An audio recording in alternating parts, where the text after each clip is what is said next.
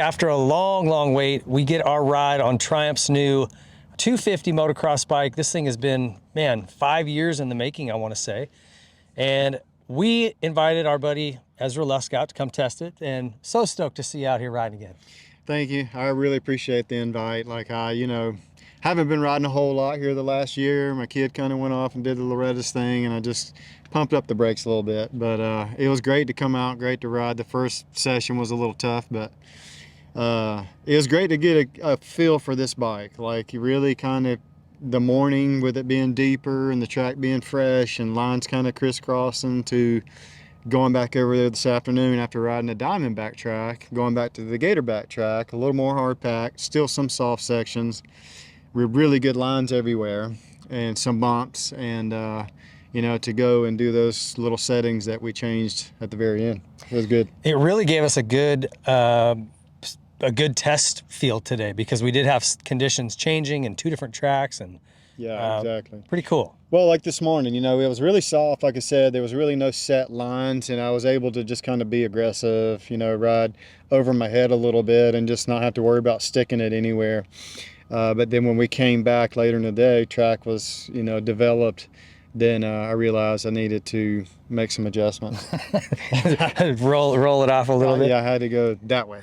Well, I want to talk about this bike a little bit, because when I got my first eyeballs on it yesterday for the first time and really started looking at it, and they were telling us how these frames are all hand welded. There's no robot welding at all in these bikes, and they build a lot of their components in-house, and you start to really look at the quality of them, and it is head and shoulders above any Japanese or Austrian bike. I mean, it really set a new standard for quality in the world of motocross, and I don't think I'm overstating that. You really walk around this thing and look at it, it's beautiful. Yeah, it really is.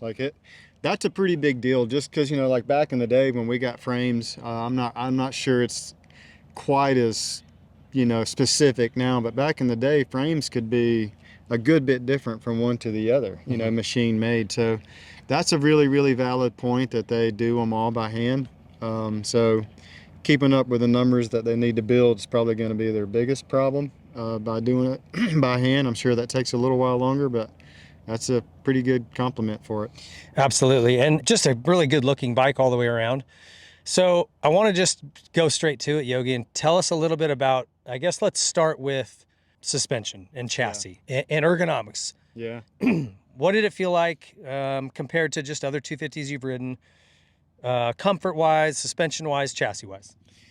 All right. Well, so let's say ergonomics. I think it's actually a perfect blend of not being too skinny and definitely not being fat. I think it's really a perfect blend. I think the seat is good. I think the width, the height. Everybody kind of seems, from back in my day till now, to be going to this higher seat, which is really a good idea, because it does really make you corner better. You feel more up, you feel more like you can drive forward, you feel like you can get that head, when you're really being aggressive in the corners, maybe forward and down. So the ergonomics was good. I was really fine with it. Nowadays, I kind of run my bars up a little bit, so I would probably want to get mine up a little bit. They seem a little bit low for me, because I'm not tall, but I'm, right there at the 5'10", 5'11". So I'd probably want those a little bit higher. So ergonomics, good. Probably one of my all-time favorites is the Honda. I think it's probably the best with ergonomics. And I kind of get that feeling with the foot peg to the seat kind of thing, because I don't feel like I'm sitting real low and that I have to stand up. Like some bikes kind of give you that feeling. I think that's really good. The chassis, I really feel like all morning long I had problems with the front. I wasn't really sure. I couldn't put a finger on the front, like what made me feel not good. The rear seemed to be really good in the rough stuff. Never felt any harshness. I really struggled all day with the production 100 size rear tire.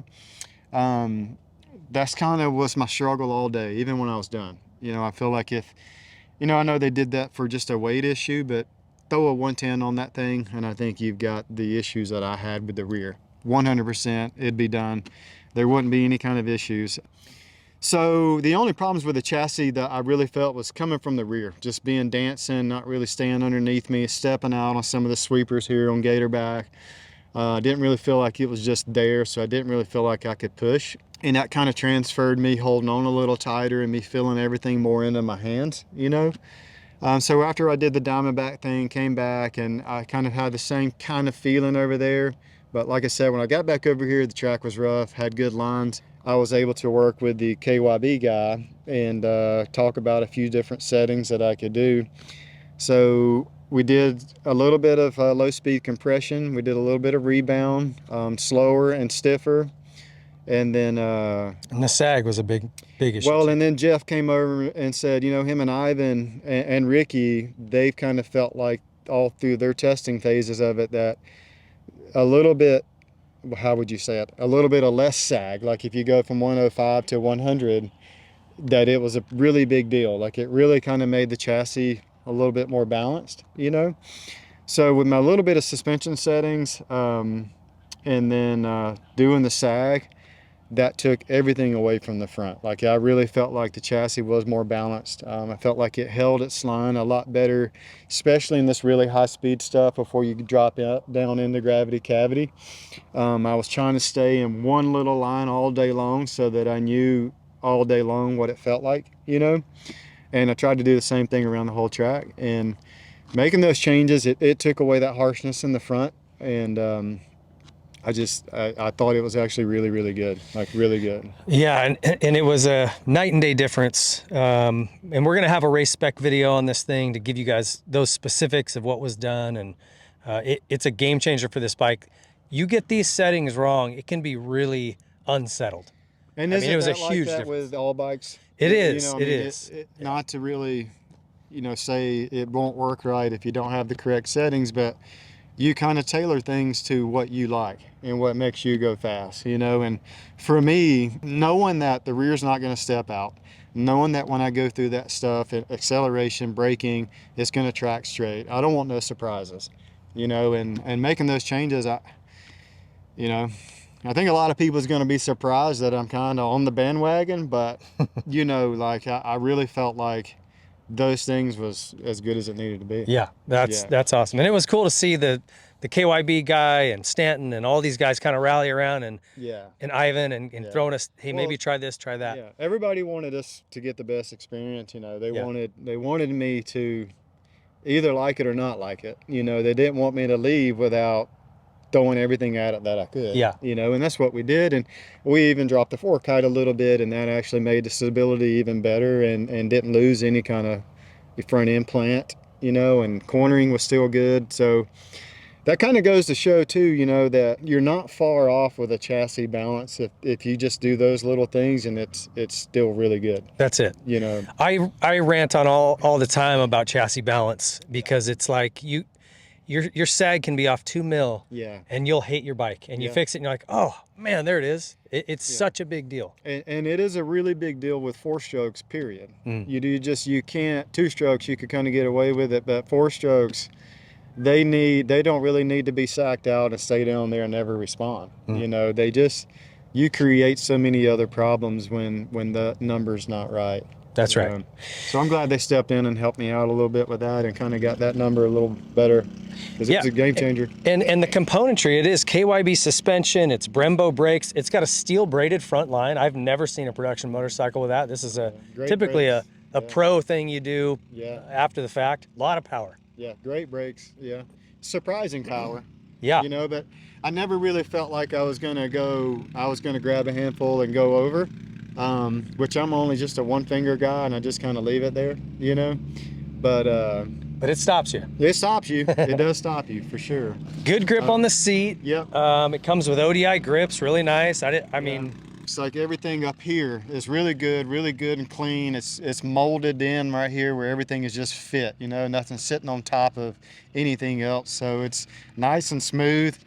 And then just so they can see on this side, like everything is just real smooth all the way back, you know. I mean, They did a really good job with all that. Didn't hang up on anything or get caught. Yeah, a lot of people were questioning well, that. you know, and back in the day, like also, sorry I keep saying back in the day, but like there was parts on the bike that I always felt like I grabbed onto, you know, with the boot. Like just, I grabbed onto this because it stuck out so far and da-da-da-da-da. Now you can just kind of feel like you can just hold on to the whole bike. Yeah. You know, and which a lot of them are kind of going to this sleek, you know, smooth finish. And I'm glad they jumped on the bandwagon also. Okay, so let's step over now to the engine. And this was something early on in the day. You came in and you're like, man, it's not that fast. Yeah, yeah.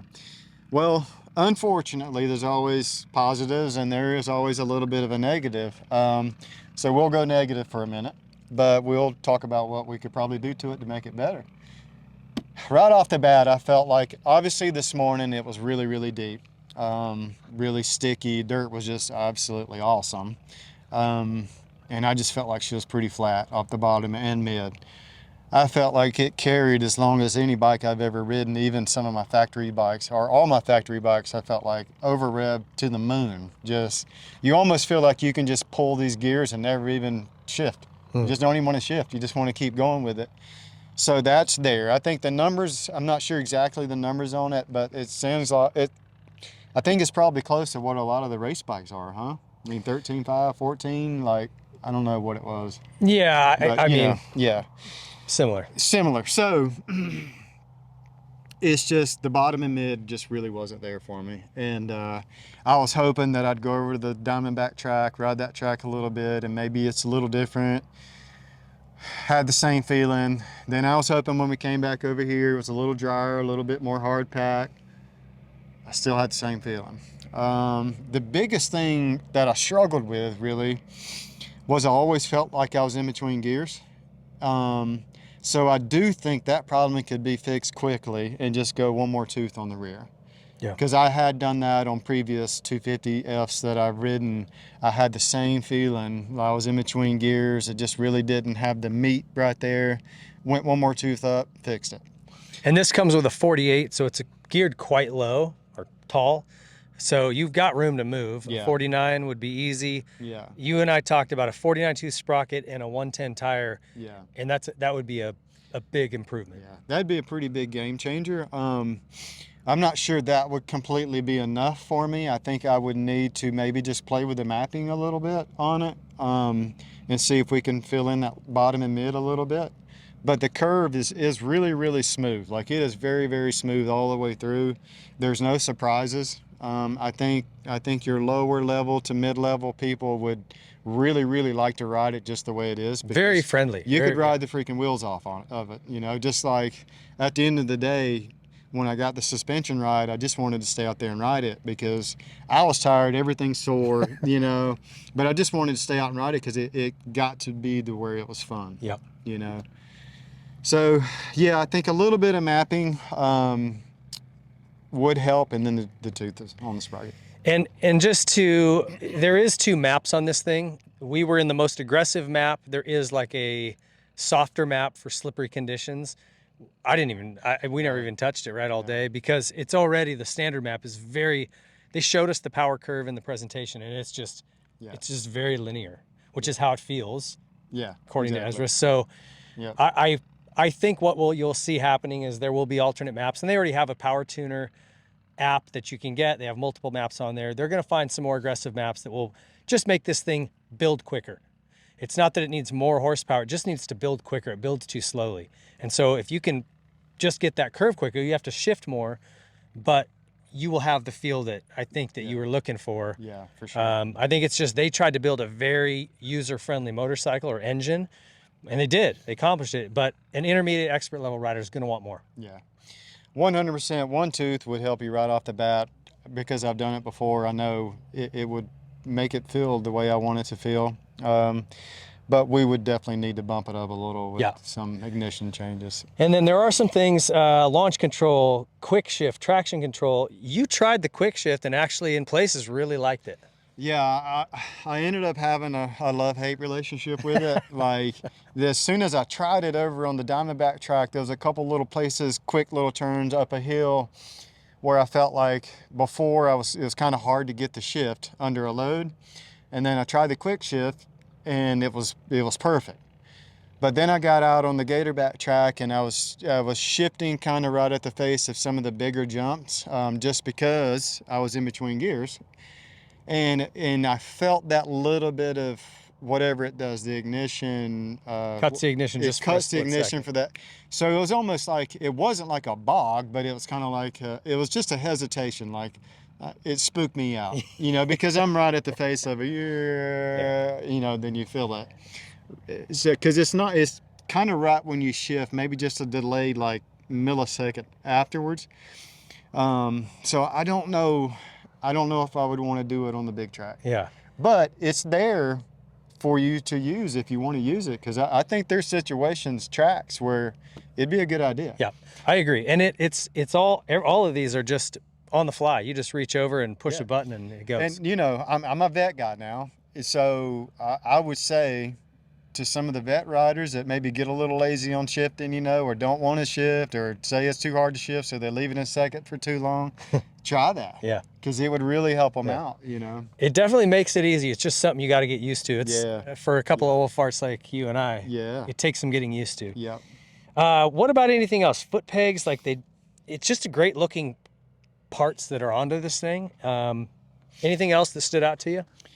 Honestly, there's nothing. It is, like I said, I mean, I'm surprised myself that I'm not picking this thing apart and being my normal self about it, that I am being positive about it, because I don't really know of anything that I would want to change other than, you know, specific things for myself. Right. You know, raising that up, getting a little higher. This does make me feel like everything's just kind of down here instead of where I want to be more up here. Sure. You know, and it could just be a bar band for me. That's a pretty flat. It's a real flat bar, yeah. So just little things like that, but man, that's it. You know, I would have raised my brake pedal a little bit, but I like the front fender. I like that shape. Yeah. You know. But man, that's it. I don't, like I said, overall, I really thought this was going to be different. Yeah. Yeah. Well, I didn't know what to expect. I can tell you that I didn't think they would be this close. I just, it didn't seem feasible for a company to, I don't care how long you've been in the business, which is over 100 years, making street bikes, to just jump in and try to make a competitive motocross bike. Yeah. It's a tall order, and man, I feel like they really delivered. Yeah. It sure seems that way in what we've seen, listening to his feedback. And so we're going to get more time on this thing. We're going to get one of these out in California and put together a race spec video so that if you wind up with one of these, we'll have good settings. I'm going to take everything we learned from Ezra today and we'll apply that. So thanks so much for taking the time, man. I know I kind of worked you like a rented mule. I had him doing more laps than he's done in a long time. As long as I can get an ice bath when I get back, I'm good. Well, it was a blast having you out and seeing you and seeing you on the track. Super fun. Sir. So super fun. I really appreciate the invite, and also Triumph, you know, let me come out and do this thing, be a part of the first global press release. So it was awesome. I think it's a start of something that's going to continue on. I'm sure there's little bitty tweaking that maybe Kiefer or somebody's probably going to throw in their reviews, but that we didn't maybe pick up. But for me right now, there's just nothing else I would do different to it. Yeah. You know. Well, that says a lot. This guy's tested his share of works bikes over the years and production bikes and everything else. So we appreciate him.